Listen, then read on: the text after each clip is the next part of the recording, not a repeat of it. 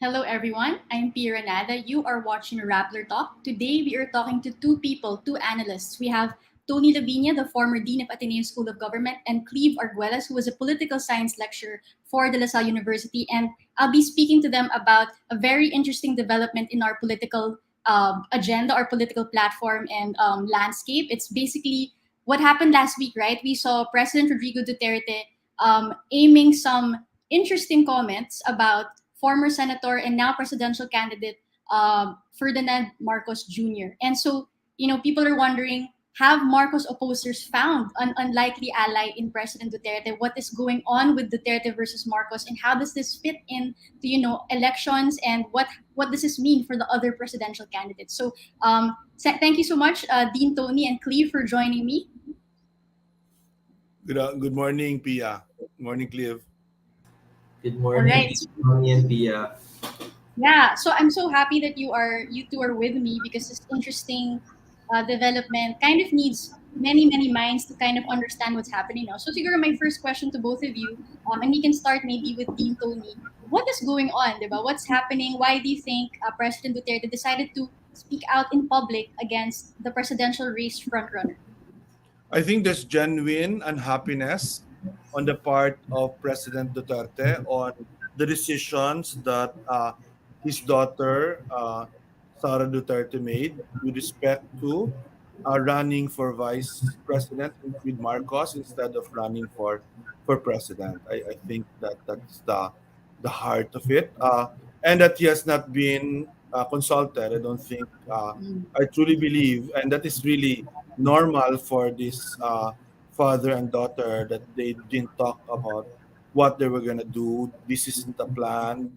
This isn't there's no master plan around this. I think that President Duterte doesn't trust anyone else with his fate, especially with the ICC, even if it's suspended now, investigation hanging over him. So that's it.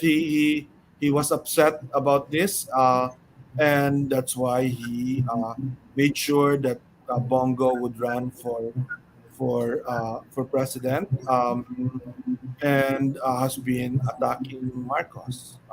I think the attacks are also serious. Of course, we will soon know enough.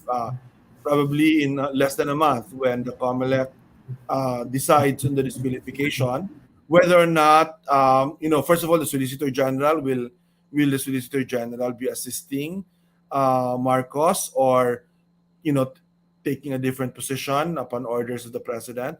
Will the president say something to the COMELEC, formally or informally? Will the COMELEC decide to disqualify? Those are things that you watch out for, whether or not how serious the president is in his criticism of Marcos. How about you, Cleve? What do you think? Yes, I actually totally agree with Din Tony, and I think there's reason to believe that that's really what's happening. But in addition to what he said, I also think that the President Duterte, is also trying to reassert his relevance in this election, because we see that prior to yung magpa-finalize na mga candidates, we see that more or less medyo he's being pushed out of the picture in terms of like choosing who will be the successor candidate of the administration. I mean, we know that Mayor Sara, although she's part of the Duterte family and Duterte political family, she also has her own political circle, and not necessarily the same circle of President Duterte, right? So I think what's also happening here is that, aside from what Din Tony said, is that President Duterte and also the members of his own political circle are trying to make themselves relevant, because tignan mo na lang halimbawa the administration party PDP laban, and that they're completely out of the picture para sa presidential race for 2022. So they have to do something drastic. They have to catch the attention of the public and the political elites as well, right? To be back in the game. And I think that's where these latest statements, itong mga latest na tirada ni President Duterte is coming from. What do you two think of this in terms of political strategy? Because if, for example, I were Duterte and I see that Marcos is getting 47% in survey ratings, he, as in Duterte's words, hands down, he might win these elections. As someone who might be thinking strategically, wouldn't it have been better for Duterte to stay silent muna and maybe count on Bongbong Marcos's friendship with him? Kasi kung manalo si Bongbong, baka naman he will protect me as, di ba, president who has vouched for him.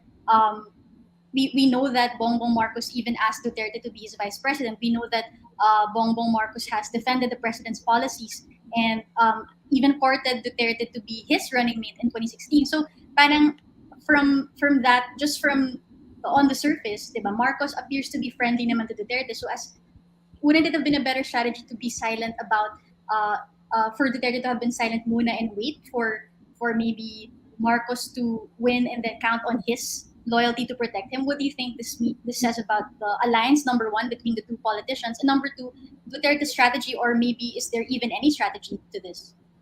Well, there are two alternative explanations. One is that he's lost it, right? I mean, he's not on his prime as a, obviously in 2016 he was on his prime in terms of political strategy. So that's one possibility that these are all in panic. This is all, as Cleve pointed out, just asserting to be relevant. But from another point of view, it could also be that it doesn't matter what he does now, because at the end, anyway, in the last month of the campaign, if in fact Marcos kept his lead, that's not whittled down, dissipated to Bongo, Pacquiao, or Moreno. I mean, that's sort of the conventional wisdom is that those votes will not go to Lenny, but can go to other candidates, especially to Pacquiao and to Go, right? I mean, if in fact the Duterte, at least significant portion of Duterte, President Duterte's support stays with him, follows his endorsement, then it will go to Bongo. I mean, the 40% or 50%, whatever you say, for sure, whatever number it is, Marcos has a solid lead right now among all the candidates. That's also because, if you remember, it's a consolidation of the Sara Duterte vote and the Marcos vote for president. Before Sara decided to be VP, she was in the lead and Marcos was close behind. Both of them at around 20%. And so that's really a consolidation of that. And the question is, now that she's no longer running, that then consolidated to Marcos, but that was before Duterte started attacking him with very harsh attacks. So will that have an effect? We don't know. It will have an effect on machinery because Duterte so far has been aggressive also with congressmen and with local governments that he wants Bongo. So you have a situation where, what's fascinating to watch the Marcos campaign, as much as I certainly don't want a restoration. But it's fascinating because it's the strongest campaign social media. I don't think it's volunteer driven like Lenny's is, but it really is very well done, to be honest. And it's the strongest campaign at the barangay level, at the local level. I mean, every barangay there are Marcos operatives, and there's no other candidate in the barangays that's resonating, from what I hear. But not at the mayor, governor, sort of local government, so higher local government level, because that's still controlled by Duterte, and President Duterte would have a lot to say about that, right? So that could have an effect. But as I said, Duterte will quickly, if he sees, that in fact Marcos is going to win, he will swing back to Marcos very easily. So he doesn't see this as creating any kind of harm. This is just in the way his daughter explains it is all politics. This is not important. Don't remember this is all politics. And for them, politics is you can say anything you want to gain an advantage, and you can just abandon what you say once it's no longer needed or once new circumstances arise. Cleve? I think to better tama ka Pia na for popular perception, this isn't strategic. Bakit nagwawatak-watak sila in the ruling coalition, right? They could easily just win the 2022 elections if they could if they would go together sa 2022. But I think to appreciate the challenges of pursuing that strategy, we have to understand the nature of ano ba yung kailangang size of the winning coalition to win an election.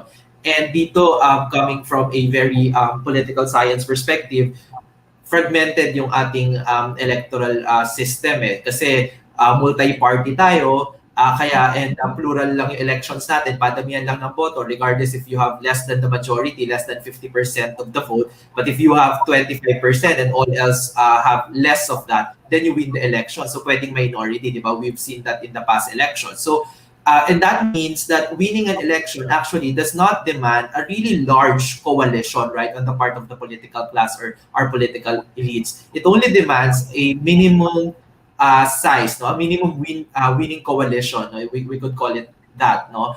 And right now, the ruling coalition, at least prior to the November 15 and all of these latest developments, they were too big to run together in 2022, right? Kasi, halimbawa, if you think, for example, na ang ruling coalition at ang size ng support that they could mobilize is the same as the popularity ratings of the president, right? Sa SWS, nag-slip down siya sa pinaka-last pero above 50 pa din. So kung 50 yung namomobilize ng ruling coalition crowd, then that's too high pa din. Meaning they could afford na maghiwa-hiwalay.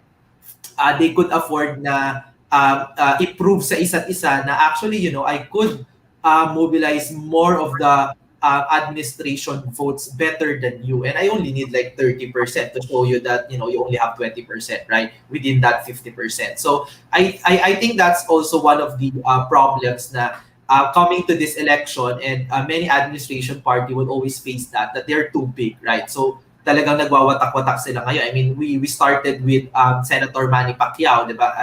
And the other faction in PDP, in PDP Laban. So kung mas long perspective pa, we can actually see that since nag-start yung planning for 2022 elections, there were attempts inside the administration coalition to posture against each other and to prove that, you know, actually I could I am the best admin candidate and lahat kayo, you can really deliver. So first with Pacquiao versus Duterte, and now we see the Duterte versus Marcos. And in the end naman, kahit minimum winning coalition yan tatakbo sa 2022, pag nanalo, edi okay, back to business tayo. Let's go back to our old alliances. I mean, they could always go back, they can always do that, right? Yung bandwagon, basta nanalo ng presidente. But right now, they want their own fights and to prove that they could mobilize the most votes to win the presidency, because that's where political power and political capital will come from beginning 2022. Do you think that Duterte's remarks about Marcos could dent the popularity of BBM? Because Dean Tony already talked about how machinery-wise, baka sa level ng mga LGUs, baka hindi masyado. But how about the average Filipinos, you know, the public? Do you think that Duterte, who's still a popular president, can dent the popularity of the current presidential race frontrunner? Among the Duterte supporters, yes, right? But my sense is, I mean, we've been into this Marcos revisionism for many years now. My sense is we've already convinced the Filipinos who sees Marcos, the Marcos legacy as negative, etc. Parang tapos na yung ano na yun, and then there's a group of Filipinos na no matter what you say are just loyal to the Marcos brand regardless of the truth, regardless of what you say. And then there's a big group of Filipinos who do not care anymore.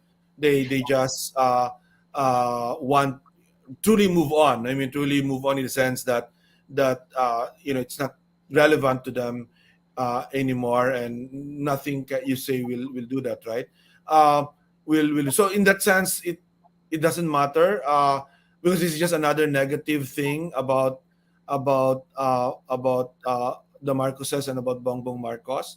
But it will dent the in Mindanao for sure. That will dent because Duterte has a big support there. Will it go to Bongo instead of Pacquiao? That's a question that eventually will be tested in in the surveys whether or not the loss of support for Marcos there will go to, you know, to Bongo or to but I want to Pacquiao. But I do want to emphasize what I said earlier, that because Duterte is still the one that has influence on mayors and governors, that support will be withheld from Marcos until a month or so. And many congressmen, not all, if you see 100 congressmen went to Malacanang, more or less, but that's just one third, right?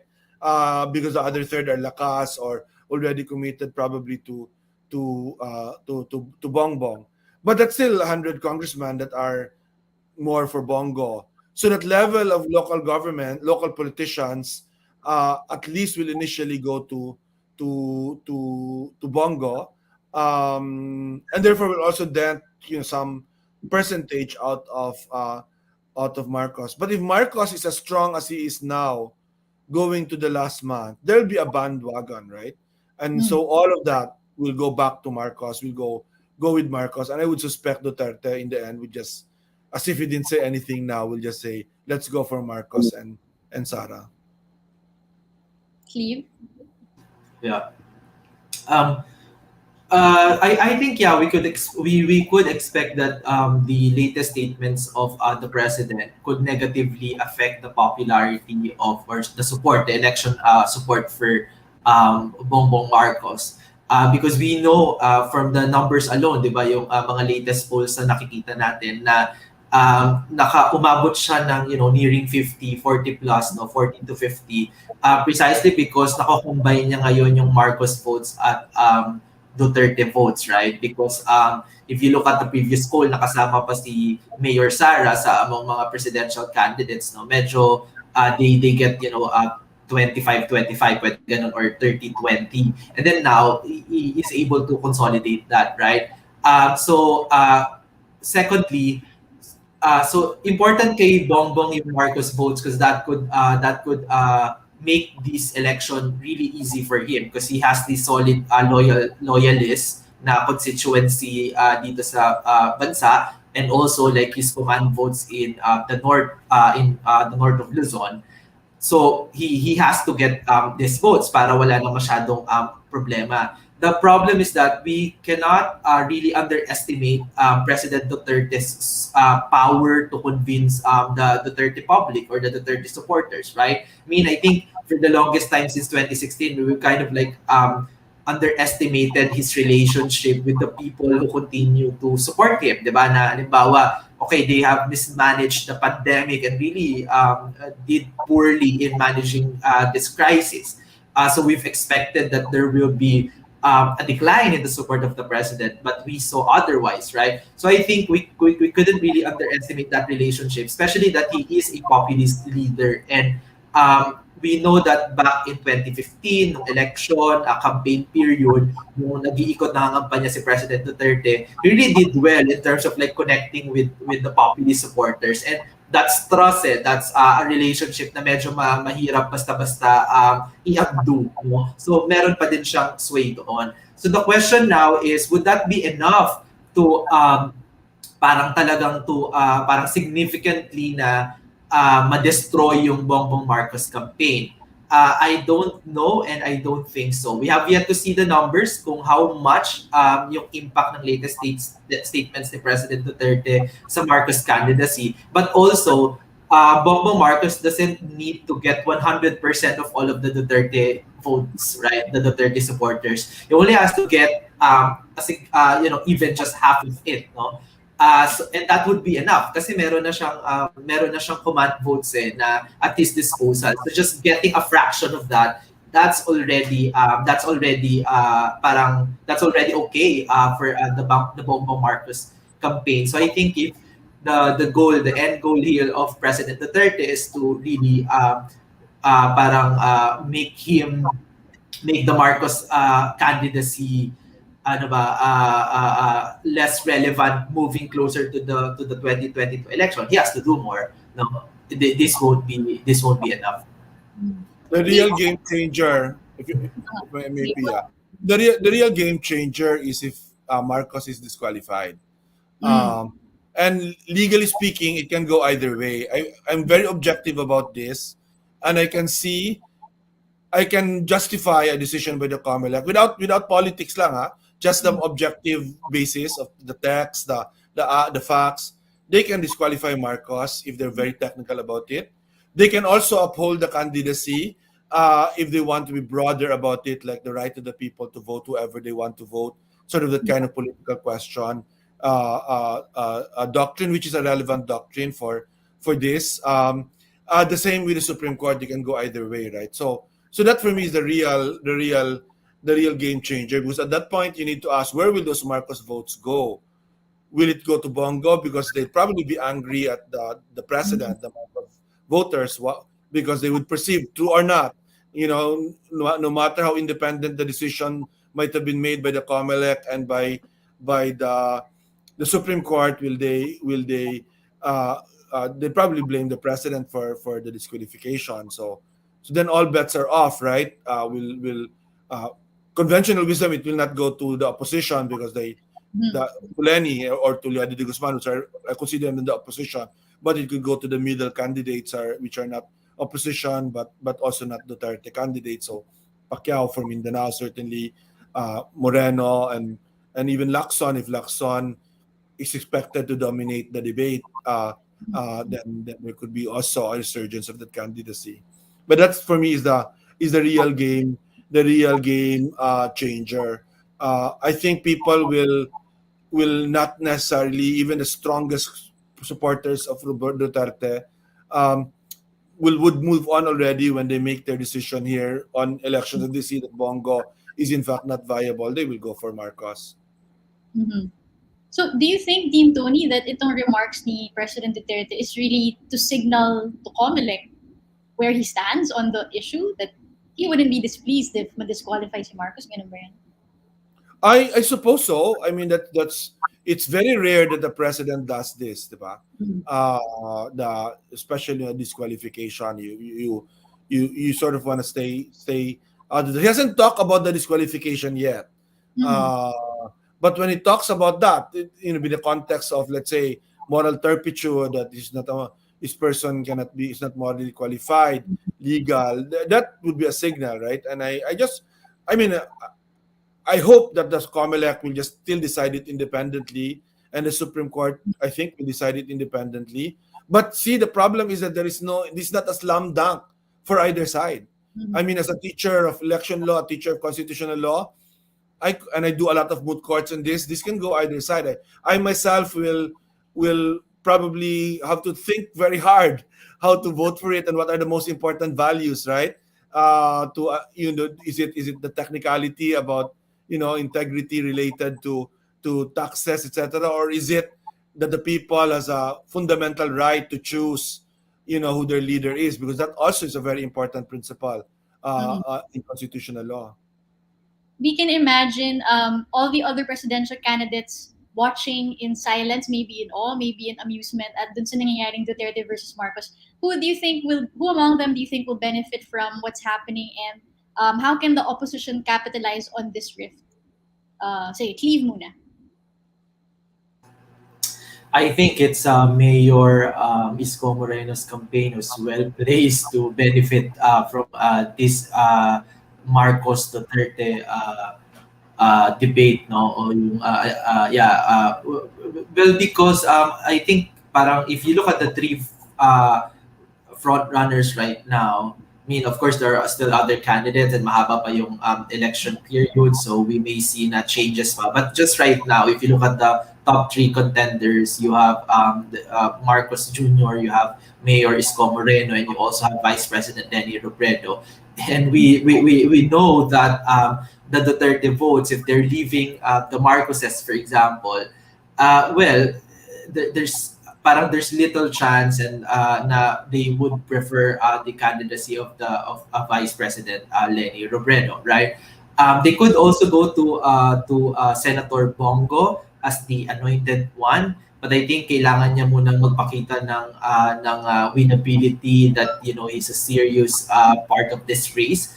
So I think if you just look at those three people, then I think more or less Mayor Isko Moreno will likely to get those votes. But it's not the guarantee. He has to do something. He has to court those votes. And I think he's been well placed so far because he's made it clear that he does not associate himself with the vice president, right? So he isn't with this traditional parang the rift between the Marcos and the Diliwan camp. He isn't part of the Diliwan camp. And he did parang say some things signaling that na meron siyang mga part na legacies ni President Marcos that he accepts and others that he rejects. So I think that's also signaling on his part that okay, and that's also what he say about President Duterte. So I think that's the strategy that we're seeing. He's trying to port both those votes so that if ever ma-disqualify si Bongbong Marcos and you have President Duterte na who's done the job of attacking the Marcos candidacy as well, saan yung fallout, and then he'll be there to take those votes, no? Kasi if we go back to 2016 elections and what happened, right? 'Di ba? Una muna it was Senator Crispo who was leading the polls. And then parang ganito din na may disqualification and that really negatively impact her numbers eh. Doon nag-start bumaba no, parang nagiging medyo mainit na yung talagang discussions on the disqualification. And then prior to that si Vice President Jejo Marbinay din. And all of that, the impression that the public is getting is that the Aquino government, President Noynoy Aquino and the Liberal Party, they were operating against the campaigns of Senator Grace Poe and Vice President Binay. But then they didn't really. So the expectation is that they would get the votes, right? But that didn't happen. Duterte benefited from all of those votes na nawala with Senator Poe and VP Binay. So I think ganon, may magiging fallout sa votes. But whether Mayor Isko Moreno would be able to get talaga those votes, that's up to him. No, he has to signal that he is willing to court those votes. I agree with, if I may, I agree with Cleve about Mayor Isko positioned best to get those votes, whether ma-disqualify man or may madismaya kay Bongbong, because actually what happened in my view is that in a way Mayor Isko lost the opposition vote because that was all consolidated in VP Lenny, but that actually now positions him to try to convert the bigger base of voters who are either leaning Marcos, Duterte, or as I said, kind of do not care about the Marcos legacy and is still open to other voters. I suspect many of those voters that are even saying Marcos now are still open to others. So I think now she can have a clear strategy, a clear strategy to capture those votes, and if he gets enough of them to be able to overtake Marcos or to have a chance against Marcos if he's not disqualified, or Bongo if Bongo sort of becomes the leading candidate because Marcos is disqualified, then he might be able to even get some percentage of the opposition vote to strategically vote in his favor. I do want to say, gusto ko rin banggitin lang just one, we should not underestimate Senator Pacquiao, right? Because he hasn't started his ads yet intensively. I mean, he's getting a lot of, both, it's actually strange because if you look at it, it hasn't been reflected on the surveys yet, but both Mayor Moreno and Senator Pacquiao are actually getting really a lot of crowds in their and masa. I mean, Lenny's getting support all over the country, certainly consolidating that, but you can see it's mainly middle class. I mean, and it's mainly middle class supporters that are and very disciplined. Not there's no she's not a populist candidate. That's why. But I would not I would not underestimate Pacquiao's ability to win in Mindanao and to win in the Visayas. Um, because even with Marcos in, because of this the crumbling of the Marcos Duterte alliance, or it's non not really being able to take off, right? I mean, we'll see. I mean, there was a test of strength in Tagum and Mesiti in Cagayan de Oro of sort of the Marcos, Duterte, Sara Duterte, and it seemed impressive, from at least from the reports. But we'll see in December and January whether that can be sustained. Okay. Last two questions na lang. There are some people who say that this Duterte versus Marcos development is scripted. So we heard from Dean Tony, you're convinced that it's not scripted, that this is like a spontaneous kind of emotional outburst even for Duterte. But how about you, Cleve? What do you think? I agree with it, Tony. I don't think it's scripted, this rift between the Dutertes and the Marcoses, no.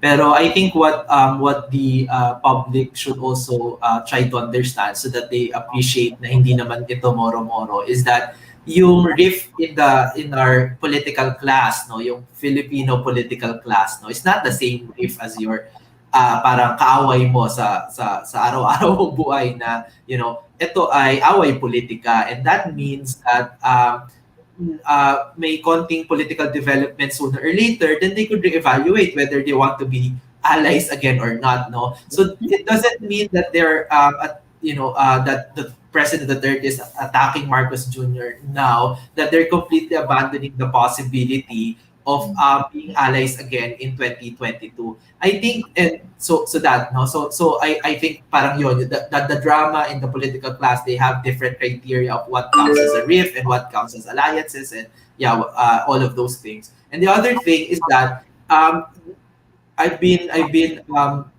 for my PhD research, I've been interviewing the different members of the Duterte administration, as well as those who run the campaign of the president, no? And I've learned from this talaga na Mayor Sara has a different circle, for example, di ba? And then President Duterte's and Bongos sort of like that medyo talaga overlap yung kanilang circles, almost one and the same. And then syempre yung members of the ruling coalition pa, the Marcoses, the Arroyos, no, ito, etc. No, so I don't think it's scripted on their end. Again, I'll go back to what I said then. I think within that, na iba't ibang circles comprising the then ruling coalition is trying to reassert himself and say that, you know what, I'm still the godfather of this ruling coalition. You lose my vote, you lose my support, you lose the public support. I think that's what he's trying to do, especially na hindi, di ba, parang kagaya nung sinabi ni din Tony din kanina na he has yet to talk about the disqualification case, which is tax and ill-gotten wealth kind of issues. Ito, drugs yung tinitira niya, and like weak leadership, no? So this is your standard Duterte, parang standard na part of Duterte playbook when he's trying to parang make himself a dominant player, actor in the political landscape. I mean, he's parang the fact na he wants drugs to become an issue again, di ba, na parang maging top of mind issue at maging agenda for these elections, no? He knows na, because he knows na kapag yun yung naging issue ng mga tao, regardless of, whether it's about Marcos Jr. or who else, that means that he has reasserted himself, di ba, as a political actor, kasi siya yung titignan ng mga tao when it comes to issues about drugs, di ba? So I think more or less it's really a combination of those things. Okay. Yeah, I also remember nung time na si Isko Moreno naman yung parang second placer after Sara, Duterte naman mentioned him, like anonymous rin, parang first yung parang star, parang yun, like display his brief or something. So yeah, you're right na it is something we've been seeing more and more often as the election season nears. So siguro last question for both of you. We are heading into February where the campaign season will formally begin. What else do you expect will happen during this time? Na from here to, diba, syempre, holiday season, and then we have campaign season, and then tuloy-tuloy na yun. What can voters expect? What should we be watching out for? And what do you think will happen in the next few months? I'll go first. I think it's a very big challenge for especially the non-Marcos campaigns. I mean, I think for VP Lenny, the big challenge and what we need to watch out for is, do they have a strategy to get and to convert, votes that are not opposition votes? I mean, so Marcos votes, Moreno votes, Pacquiao votes. Is there a particular strategy that could work there? I actually don't know, but that should be whoever in that camp develops a strategy, then can that would be the winning strategy for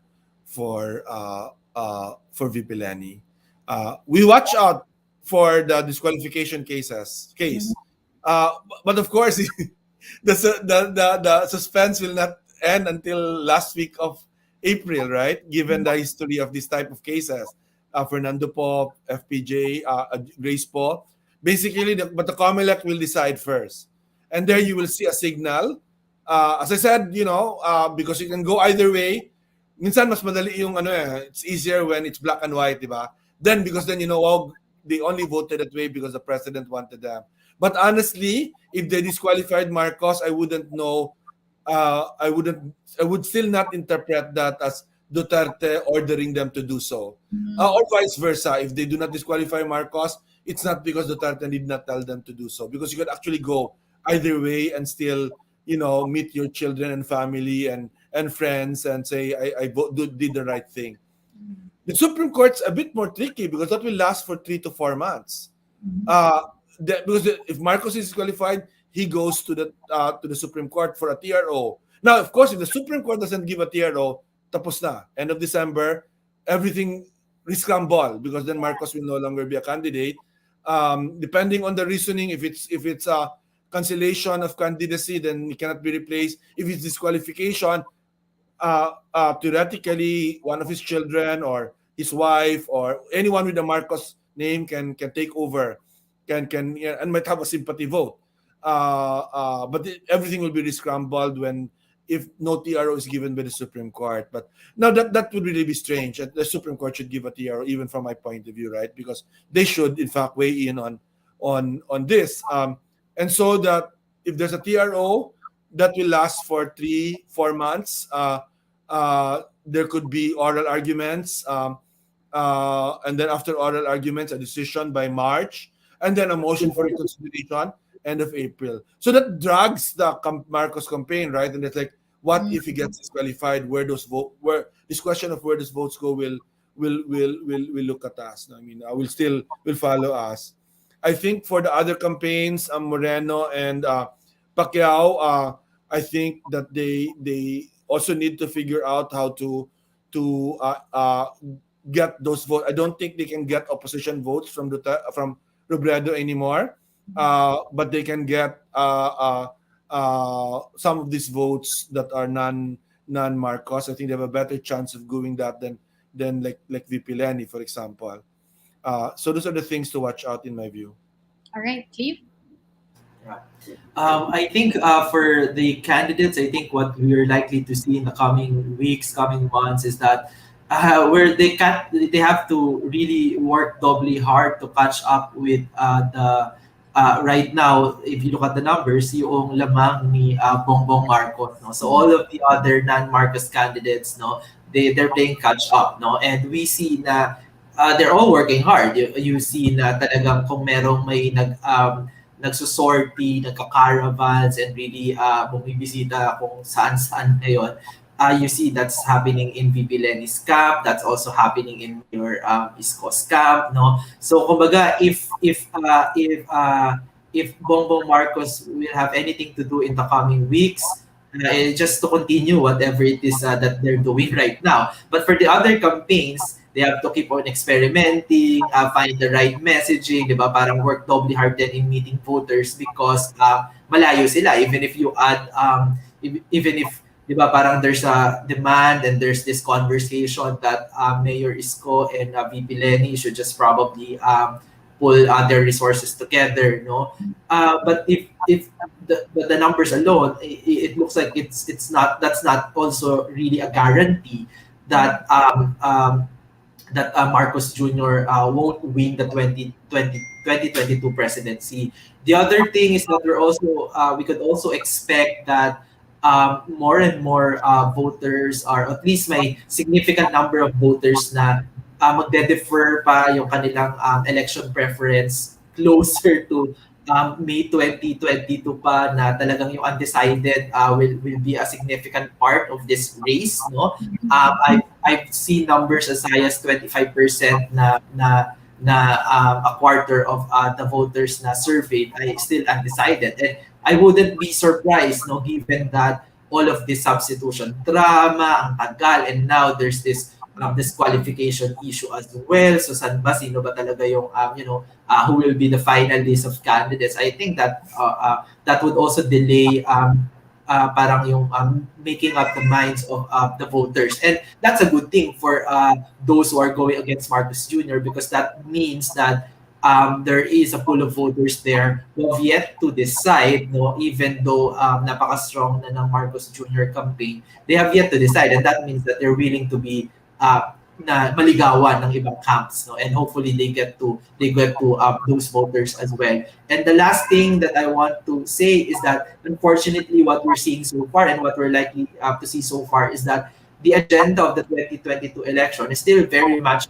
shaped by the political class, especially the incumbent, the ruling coalition, no. So it's away ng mga Duterte and the Marcoses, no. So I think push down lalo push out of the picture, and making invisible yung mga urgent national concerns natin at this point in time. I mean, halimbawa, we haven't really reached herd immunity at the national level, and parang, but none of the candidates really, it's not part of the dominant narrative of the election, right? So I think dun sa ating mga nasa civil society, advocates, and the broader public, think more than talking about sinong candidates whom they have to support and how to win those candidates, it's also important to find a way to mobilize support for the public's agenda, that it has to be talked about, hindi lang yung drama nila sa itaas, yung pinag-uusapan araw-araw sa araw-araw ng election na ito. So that it's also productive and meaningful for all of the voters, and for all of the Filipino people. Yun, thank you. Thank you so much, Dean, Tony, and Cleve, for those insights.